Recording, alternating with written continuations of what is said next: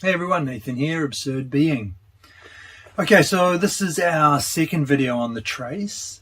In the last video we looked at basically just explaining what the trace is, trying to understand this concept of Derrida's. And in this video I want to look at the various ways that the trace appears within Derrida's philosophy. So the way I've structured this video, the first section is kind of a general take on how the trace appears. If the trace appears, it appears with this general structure, and so it always appears with these in this kind of this form. So the first section is a look at the trace in a general sense. And we're kind of covering, reviewing stuff that we looked at in the last video with that as well. And then the other sections of today's video look at specific places where the trace appears and how the trace manifests within those specific areas. So that's the plan. The first section then is in general signification. So the trace is always signifying. It belongs to the nature of signification that it be a trace. I can even say that the other way, maybe. It belongs to the nature of the trace that it is always signification. Actually, it works both ways. But the reason is that it's just what it is for a sign to indicate something else, to refer to something outside of itself. And that is exactly what the trace does. So, as I said at the beginning of the last video too, the trace is the possibility that is inherent in every system of signification. So it just belongs to what it is to signify. So the trace is inextricably bound up with that. And that's its kind of general form. That's the general way that it always appears. As I said in the introduction, if it appears somewhere, it appears as signifying. It appears as signification. So this is its general structure, the general structure of the trace. And there are kind of two main features, I think, that really highlight what the trace is and indicate that there is a trace present here. And the first is it appears in each sign as the retention of the radical other to which it indicates within the sameness that it is. So a couple of keywords there. I think the first is retention. So something is always retained in signifying, and that tells us that there's a trace. And what's retained is this other, a radical other. So something that's not whatever it is that we are looking at, it's not what that thing is. So it's always a reference to this absolute exteriority. And the other key word is indicates. So it refers to this exteriority in such a way that the exteriority is embedded within this term or concept, within the sameness that manifests here. So when we have a concept or a term, we have something that is what it is. We have something that's identical with itself. So there's a sameness intrinsic to that. But in the middle of that identity, there is this trace which refers to an other. So we're kind of importing an other into our what we presume is an identity. Yeah, I'm using that word.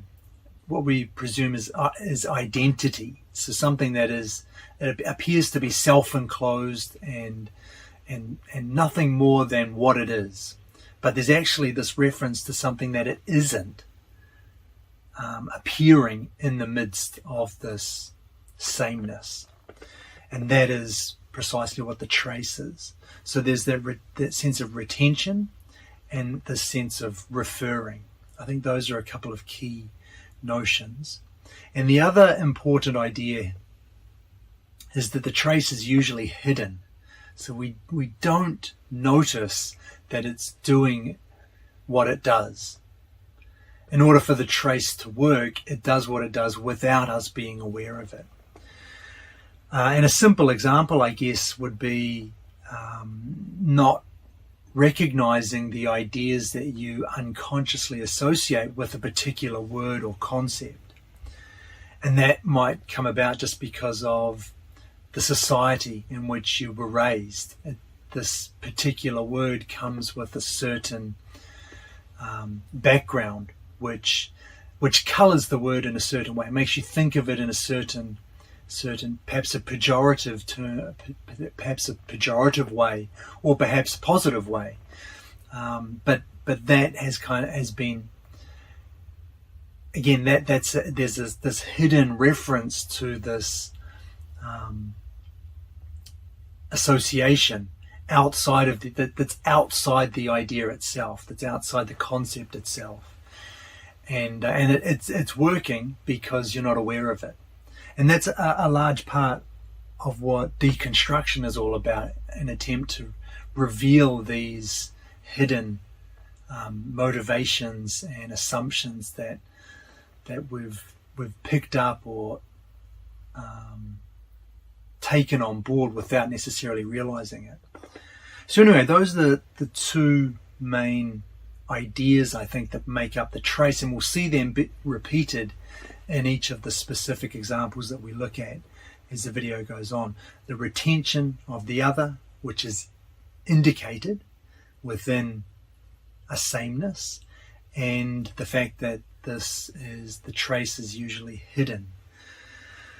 So with that said, with that general picture of what the trace is, how does it appear in various specific instances? The first one is experience. So this all comes from Of Grammatology, and here Derrida talks about the being imprinted of the imprint. And essentially this is distinguishing between the raw sensory data and the actual image that this data produces within us when we feel like we experience something, or when we have an experience of something. And the example he uses is a sound image and objective sound. And this is all based on ideas of Saussure as well. So he's working within the framework that Saussure has kind of laid out. But it's all very phenomenological as well, as you'll see as we go through this. So there are basically three different things here. There's the objective sound, which is the sensory data, the raw sensory data, the material sound sound waves, if you like, as they impinge on your ears. Then there's the sound image. And so this is the objective sound lived and informed by difference with an A. So this is more than just what the raw data is. And this is all phenomenology. This is all Husserl and Sartre, Merleau-Ponty, Heidegger. This is all their territory. So I'm not going to go into too much detail on that, but the main idea is that this sound image, what we actually experience, is different from just the objective sound, the raw data that we pick up. So this sound image, some other words that Derrida uses, or terms that he uses to talk about this, this is what he calls the being imprinted. So the imprint is like what? Just the material data, the raw data hitting your senses. But this lived and informed image is what he calls the being imprinted. He also calls it the psychic imprint, or just the impression that it makes on our senses. And so all of these terms try to capture something that's different from just raw sensory data. It gets swept up into an actual experience. It becomes, I hesitate to use the word, but it's a good one, I think, for this. It becomes synthesized into an actual lived experience.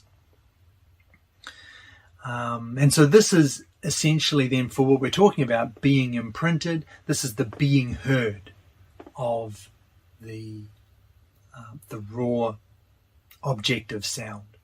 So very, like I say, very phenomenological. Derrida calls this the signifier. And he's following Saussure's framework too. So this is what Saussure calls the signifier. Derrida takes that up. And then we have the signified. So what the signifier is referring to. And this is the concept. And that's Saussure's term. Derrida prefers the expression the ideality of the sense. So we've got the objective sound, we've got the sound image, which is the lived experience, and what that image refers to, which is the concept or the ideality of the sense. And these last two, the sound image is the signifier, the concept is the signified. And together, the sound image plus the concept, those two things make up the sign. So as a whole, we have the sign broken up into the signifier and the signified. So that's kind of the framework. But the idea for us, the important idea for us, is that this being imprinted, the being heard, is the trace. And it's in the zone of this imprint, the zone of this trace, that differences appear among elements, or as Derrida says, rather differences are produced by this trace. It's the trace which makes these differences emerge as such, differences with an E. So this is a small. It's an E difference, not an A difference. And this is basically, again, going back to what we said in the last video, the trace or difference with an A, or that pure movement, makes difference with an E possible. So without the trace, the way that the imprinted image refers to the concept, there is no difference with an E, and there's no element at all. There is no thing. There is no. There's nothing that we can call anything. There's just stuff happening. It doesn't get synthesized or organized into any particular thing. So if I can try and bring this all together, the trace then appears in experience in a phenomenological sense as being imprinted. And we have those two aspects coming out again. So the trace here indicates something different, something other. It indicates that concept. And when it does that, it retains the other within it, retains the concept within the signifier that it is. And also this process is hidden from our normal awareness or understanding of what's going on. We don't typically recognize this, and so it's easy to think that, to take that like a materialist position and say that everything can be broken down into quantitative, objective information. It's just data hitting your sense organs, and your sense organs are sending information here, there, and everywhere, and everything breaks down in a strict materialist sense. But that doesn't get you to experience. It doesn't explain this actual experience that we have.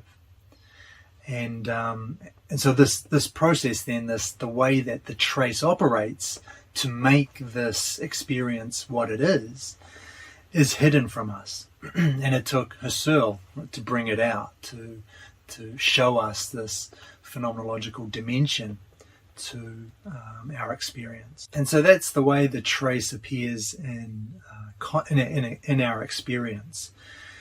The next part of the video, we look at consciousness. So there are a couple of ways that the trace appears in consciousness. The first is memory.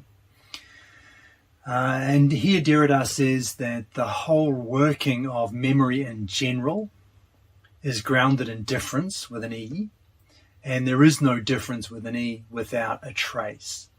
So there's kind of a logical progression backwards, if you like, to see that there's the trace in memory, because memory is just a difference. It expresses a difference between the past and the present. But what's really important about this section is that Derrida is talking about memory in general. So he's not talking about remembering specific events, but the way that perception, so the present, is infused with memories, so the past.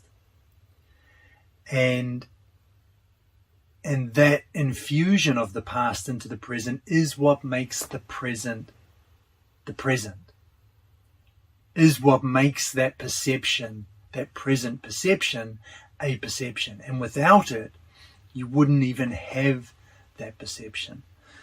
So there's a difference between past and present, difference with an E, but this amounts to a difference with an A, because it's a difference which constitutes or produces the present.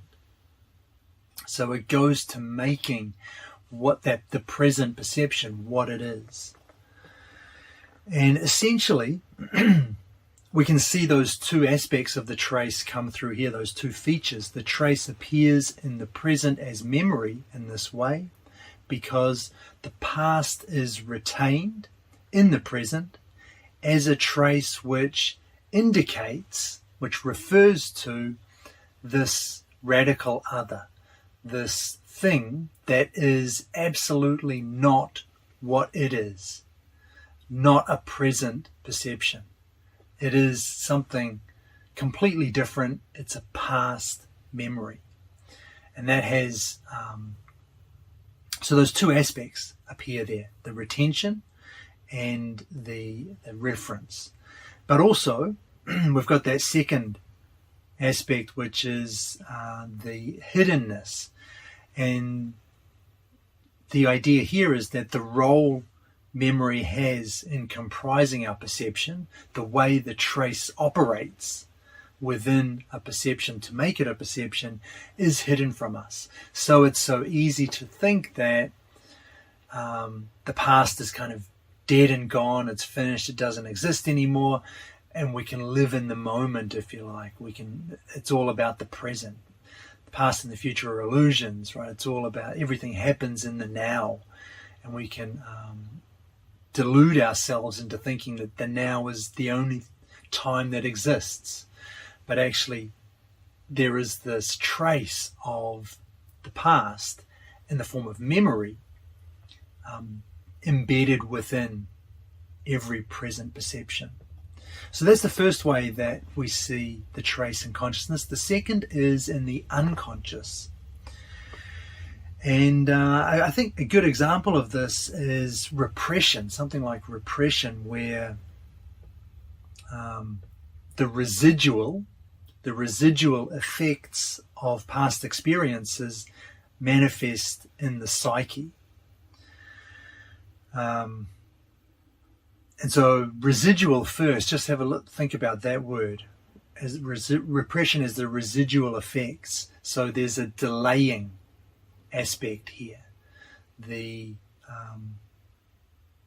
past is it's not acknowledged or experienced when it happens. Rather, its effects are felt later, sometime later. So they're delayed, and that we've already seen as a key part of difference with an A.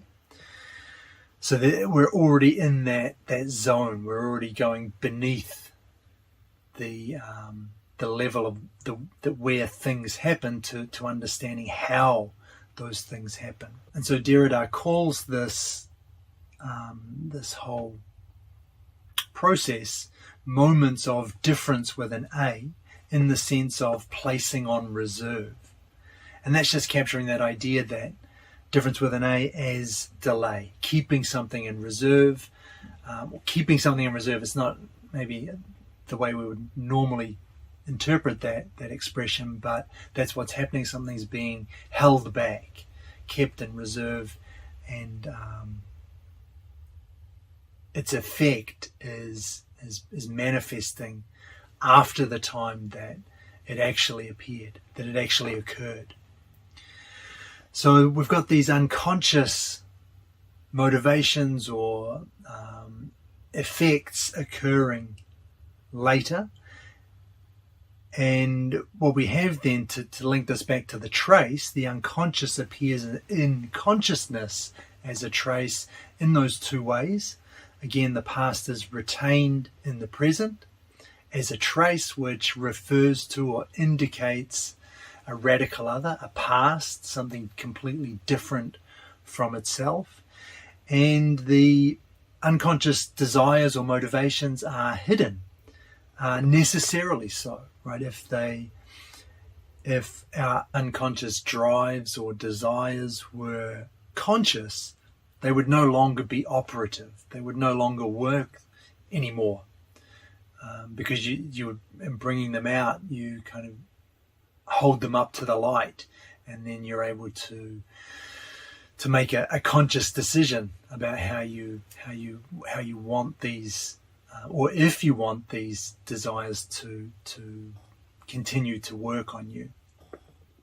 If they perhaps help you, or if you decide that they hinder you, then you can now change them once you're aware of them. Anyway, they lose that power that they had when they were fully unconscious. Okay, so that's the way that the trace appears in consciousness. The next way we'll look at specifically is in regards to time. So I'm going to begin this section with a quote, which we will then unpack. Difference is what makes the movement of signification possible only if each element that is said to be present, appearing on the stage of presence, is related to something other than itself, but retains the mark of a past element and already lets itself be hollowed out by the mark of its relation to a future element. This trace relates no less to what is called the future than to what is called the past, and it constitutes the present as a relation to what it is not, to what it absolutely is not. That is, not even to a past or future considered as a modified present. Right, so each element is related to something other than itself in order to be what it is. We looked at that when we looked at difference with an A. But Derrida also notes here that the way that trace makes difference with an A possible, or the way that it works together with difference with an A, if you like, is through this temporal dimension. And the temporality of the trace appears in the way that an element, to appear on the stage of presence, for an element to be present, it must retain the mark of a past and be hollowed out by the mark of its relation to a future. So again, just to reinforce this, in order to be present, an element must have this temporal relation to the past and the future. it must be temporally situated. So the future and the past appear in the present as a trace because, first, they're both retained in the present, again as traces which refer to or indicate a radical other. And the other is radical here because it is what the present absolutely is not, as Derrida said. It's absolutely not, because the past and the future are not even considered as modified presents, but as completely different from the present. So the past is not just a present that is no longer, and the future is not a present that is coming, that hasn't happened yet. These are radically different elements, different things. And this is because we're talking about the past and the future elements not as content, not as what the specific things that they are, but we're talking about past and future elements as structures which create the present, which constitute the present. And so that moves us out of this kind of superficial level where we're talking about, say, something that happened to me in the past. That single event can be considered a modified present, right? It's a present that has already happened. But the way Derrida's thinking about the past here is that past is that event that's already happened is not a present that's gone, but it's something different from the present because it's constituting the present. It has its role in making the present what it is. So we're understanding that past event not as a specific event, but as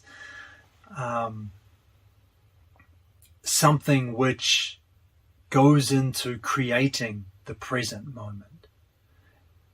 So it has a radically different signature, I guess would be a good word. It has a radically different signature.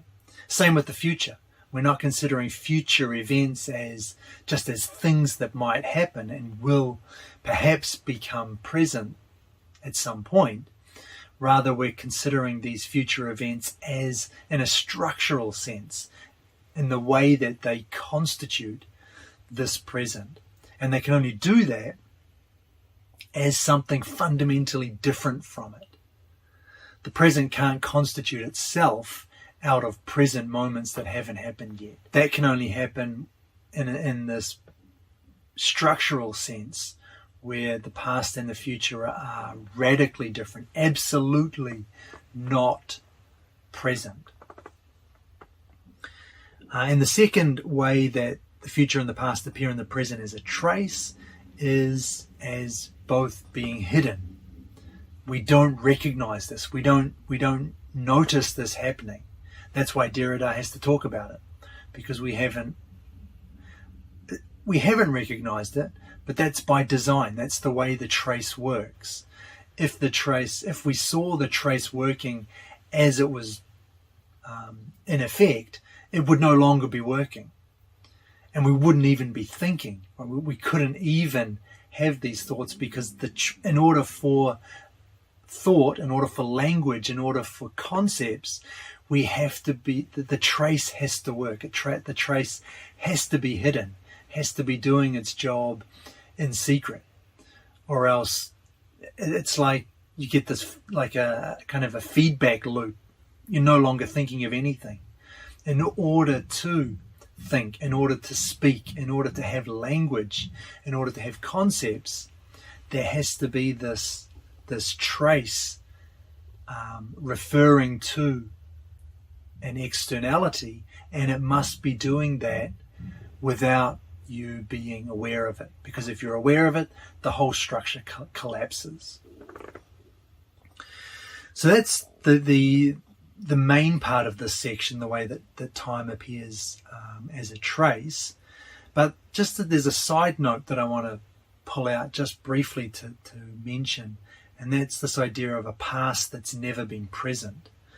Now, if you watched my Deleuze videos, we talked about this in a bit of detail. Deleuze has a lot to say about it. Derrida mentions it only briefly in what I've read of him, but he mentions it more in other places, I think. But the main idea we can certainly present here.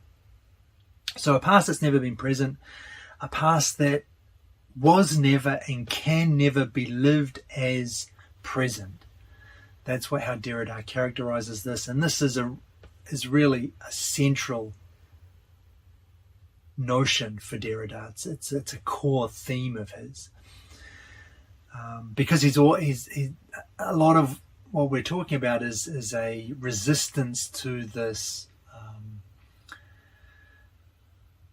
dominance of the present in our thinking. So what is a past that's never been present? The way that I outlined the past just before, in that structural sense, that is exactly, precisely a past that's never been present and can never be present. The content, the specific content, that event that happened, that was present and it's now past. But the past as constitutive of the present, as producing the present, i.e. as structural, that event was never present. And it can't be, because it has to be, as I was just saying, it has to be radically different. It has to be something different from this thing in order to be able to produce that thing, i.e. the present. So exactly the way that I've outlined the past and the future as traces, that is what Derrida is talking about when he talks about a past that's never been present.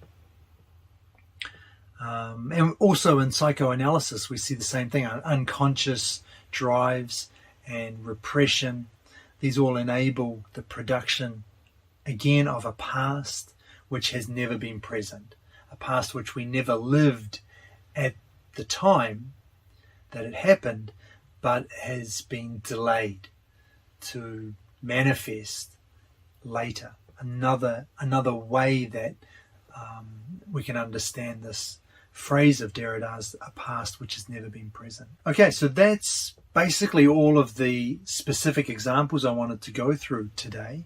The last section probably belongs really in the last video, but I only noticed it as I was coming to the end of this video. So this is not the next section is not a specific example of the trace. Rather, it places the trace in its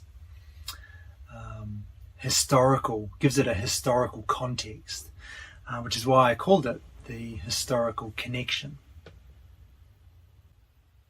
So regarding this, the context around the word and the concept of trace, Derrida asks why he chose, or he answers why he chose the word trace in the first place. So what motivated him to use this particular word? And he first notes that since words receive meaning only from differences with an E, differences with other words, with other terms, with other ideas and concepts, one's linguistic choices can only have meaning within a single topic and historical era. So that's a broader point, right? That there is no absolute when it comes to language. Therefore, when it comes to our thoughts and our concepts and our philosophies and our theories, they all only have this restricted domain within which they hold. Outside of that domain, they lose that force. They lose they no longer have the same relevance that they had. So there's nothing absolute about our terms, our concepts, the way we think. They're all relative, basically, relative to the era in which we are and the topic which we're talking about. But just to bring this back to the specifics of why he chose the word trace, he says the word trace itself must refer to a certain number of contemporary discourses whose forces he intends to take into account. And so he's just highlighting the reason for this linguistic choice, because there's a context, there's a background within which he is trying to articulate his ideas, within which he must articulate his ideas. There is no other discourse, there is no other frame. If he wants to get his ideas across to us, he has to operate within this framework that is set up, and that involves other contemporary discourses. And he then mentions some of the people, some of those contemporary discourses, and he mentions Levinas first, and I think Levinas is actually quite key here, because Levinas's concept of alterity, as part of his critique of ontology and his whole rejection of that notion of a totality, something completely self-enclosed and something that can get away with no references to anything outside itself, something that can be completely self-sustaining. Levinas is resistant to that, and that came through in his critique of being, particularly with something like totality and infinity. He really outlines that position, the importance of the other. And we've seen the importance of the other for Derrida with the trace. Well, I mean, that was Levinas's, that was the center point of Levinas's philosophy, really. And in fact, Levinas specifically uses the word trace in a slightly different context, but in the same kind of way that Derrida uses it. So Derrida just kind of picked up this word from Levinas, and it serves his purposes. He has to perhaps change the context a little bit, because for Levinas it referred to kind of the way that God as the infinite appears within the finite, appearing as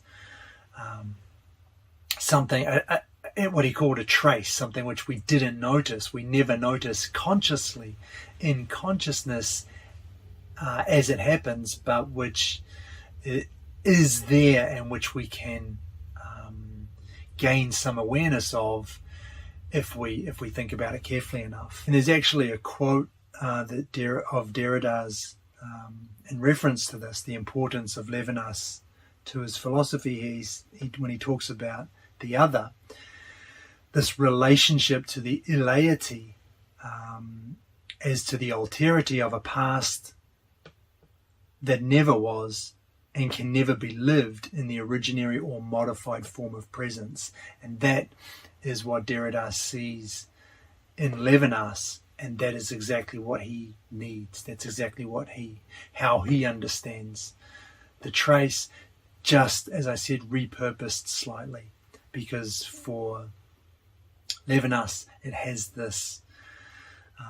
these divine overtones, but like I said, Derrida takes the idea in whole, just repurposed in a different context. So anyway, Levinas is one of those contemporary discourses. Another was Heidegger, and Derrida mentions Heidegger's destruction of metaphysics, ontotheology, and the determination of being as presence.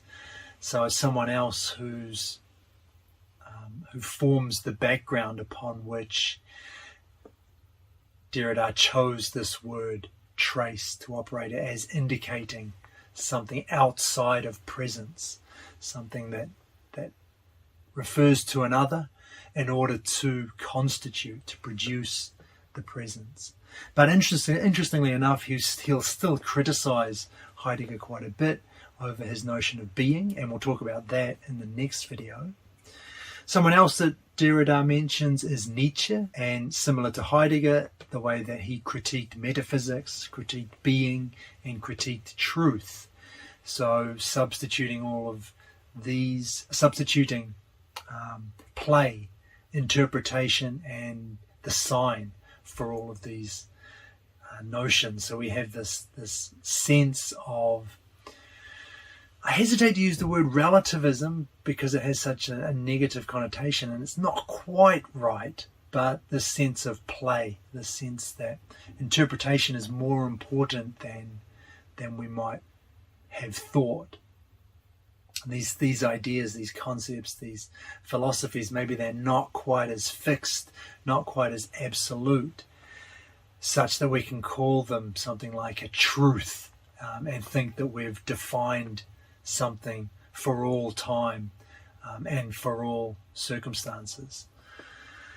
But that comes through with Nietzsche. And another person that he mentions here is Freud, and in particular his critique of self-presence, that is consciousness. So a critique of the notion of subject, self-identity, self-possession, obviously with the way that Freud brought in the unconscious. So that's the context within which Derrida was operating, was thinking when he chose this word trace, and that's why he elected to use this word. And that brings us to the end of the video, so let me hit you with a summary. So this whole video is about the way that the trace appears, the way it manifests in various specific instances. In the first case, we looked at the trace in general and tied this with signification. So the essence of the sign is to refer to something else. So, and that's given that that's basically what the trace is. Anytime the trace appears, it appears as signification, referring to something external, something other. Our specific examples, the first one we looked at was experience, and here we're talking about the being imprinted of the imprint. So understanding this in a phenomenological sense, the way that raw objective sensory data is synthesized into a lived experience, and it happens only through the trace, a trace operating in the way that being imprinted was a signifier, which signified a concept or the ideality of the sense. Then we looked at consciousness, and there were two ways the trace appeared here. The first was in memory in general, again not remembering, but the way that the past as memory constitutes the present as perception. So memory appears as a trace in present perception. And then the other way trace appears in consciousness was in the unconscious, and this is the way that the past as perhaps repressed or just as something that happens which doesn't make it to the level of conscious awareness for us. The way that those impact the present as psyche, the way that they carry through into the present moment in our psyches. And so the past again appears in the present as a trace, as in the form of the unconscious. The next specific example was time. And here we talked about the way that the presence retains the mark of a past and is hollowed out by the mark of a future. So the way that the past and the future constitute the present. So this was structural as opposed to looking at the specific contents as contents. We're looking at the contents as structural. And we also looked at the notion of a past that's never been present. And really, this was already explained, but just pointing out that expression, that phrase, past which has never been present, is what we're talking about when we talk about the past as a structural feature. It's as structure, it's something which has never been experienced because it is something absolutely different from the present. It can't be considered even a modified present. It can never be lived in the present because it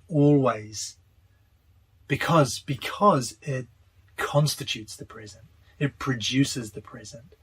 And if it does that, it can never itself be present, lived as present. And finally, we looked at the historical connection.